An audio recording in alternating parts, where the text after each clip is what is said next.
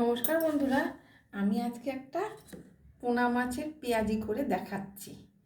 এই মাছগুলোকে প্রথমে এরকম ছোট ছোট টুকরো করে কেটে ধুয়ে নুন হলুদ মাখিয়ে রেখেছি।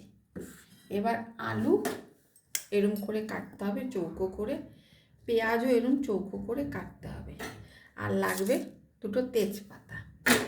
এখানে আদা 1 চামচের মতো আদা বাটা, আর এই যে লঙ্কার গুঁড়ো আর হলুদ গুঁড়ো, এই যে লঙ্কা আর হলুদ 1 চামচ লঙ্কার গুঁড়ো আর 1/2 চামচ হলুদ গুঁড়ো, এটা দিয়ে একটা পেস্ট বানিয়ে আমি রাখবো।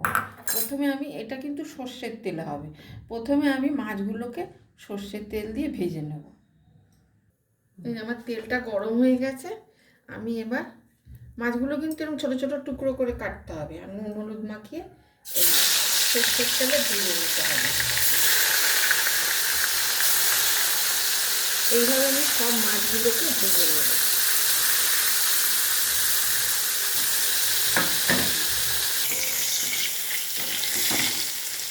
এই যে মাছগুলো আমার ভাজা হয়ে গেছে, এবার আমি এগুলোকে তুলে নেব।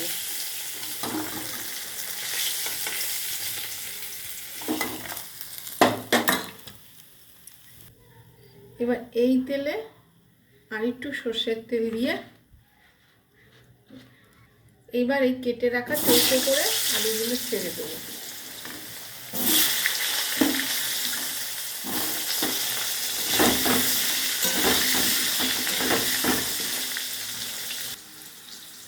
এবার আমি এই মশলাটাকে লঙ্কার গুঁড়ো আর হলুদ গুঁড়োটাকে জল দিয়ে গুলে একটু পেস্ট করে রেখে দেব।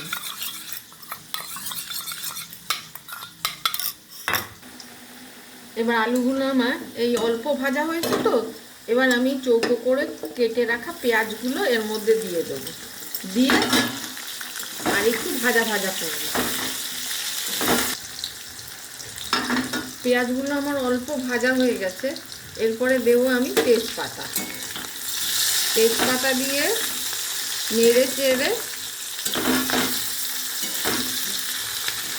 এই বড় চামচের 1 চামচের মতো আদা বাটা এইটা এবার এখানে দিয়ে দেবো। এবার আবারও কষাবো যতক্ষণ না আদার গন্ধ চলে যায়, কাঁচা গন্ধ চলে যায়। আদার কাঁচা গন্ধটা চলে গেছে, এরপরে আমি দেবো এই যে গুলে রাখা মশলাটা, সেটা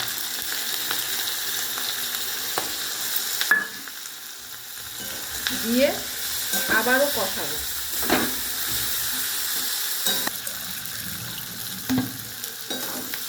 এই যে তেল ছেড়ে এসছে, আমার কষানো হয়ে গেছে। এরপরে আমি এর মধ্যে দেবো অল্প জল। জল দিয়ে আলুগুলোকে সিদ্ধ হতে দেবো, অল্প আঁচটা কম করে। এই যে এইরকম ঝোল থাকতে এবারে মাছগুলো দিয়ে দেবো।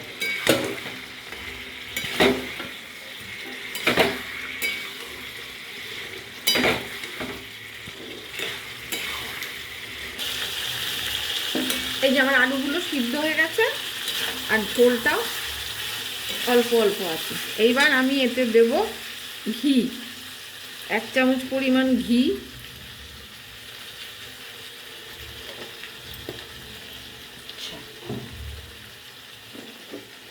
আর দেব গরম মশলা,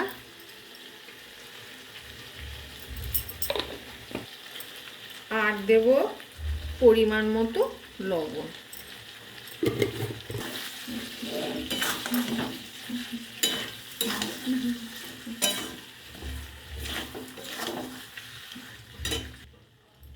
এবার আমি নামিয়ে নিচ্ছি, আমার এটা হয়ে গেছে।